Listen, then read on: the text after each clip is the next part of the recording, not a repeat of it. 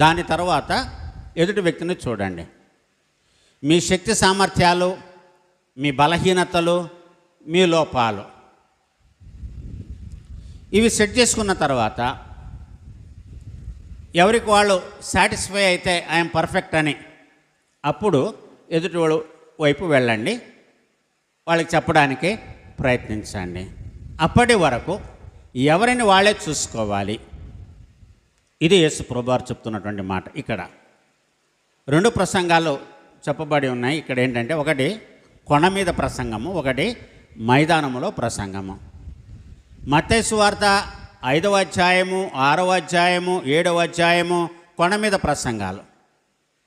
లూకా సువార్త 6వ అధ్యాయము, 7వ అధ్యాయము ఇది మైదానంలో యేసు ప్రభువారు చెప్పినటువంటి ప్రసంగం. అక్కడ ధన్యతలు ఉన్నాయి, ఇక్కడ ధన్యతలు ఉన్నాయి. కొండ మీద చేసినటువంటి ప్రసంగంలో ఉన్నటువంటి చాలా అంశాలు ఉన్నాయి. అక్కడ 20కి పైన అంశాల గురించి యేసు ప్రభువారు ప్రసంగం చేశారు. అలాగే విశాల మైదానములో యేసు ప్రభువారు చేసినటువంటి ప్రసంగంలో కూడా అనేకమైనటువంటి అంశాలను పొందుపరిచి ఉండడము యేసు ప్రభువారు దానిని గురించి తెలియచేయడం మనం ఇక్కడ గమనిస్తున్నాం. అది 39 నుంచి 49వ వచనం వరకు ఉంటుంది. అయితే మనకు ఇవ్వబడినటువంటి భాగం ఏంటంటే 36 నుంచి 42 వచనాల వరకే.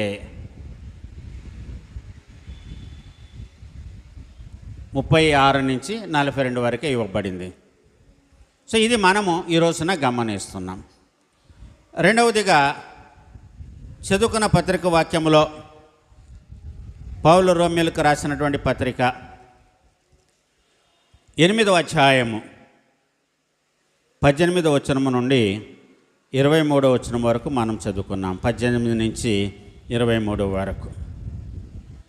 ఈ 18వ వచనము నుంచి 23వ వచనం వరకు మనము గమనిస్తే ఇక్కడ అపోస్తుడైనటువంటి పౌలు దేని గురించి మాట్లాడుతూ ఉన్నారంటే మన భవిష్యత్తు వైభవాన్ని గురించి. దేనిని గురించి? మన భవిష్యత్తు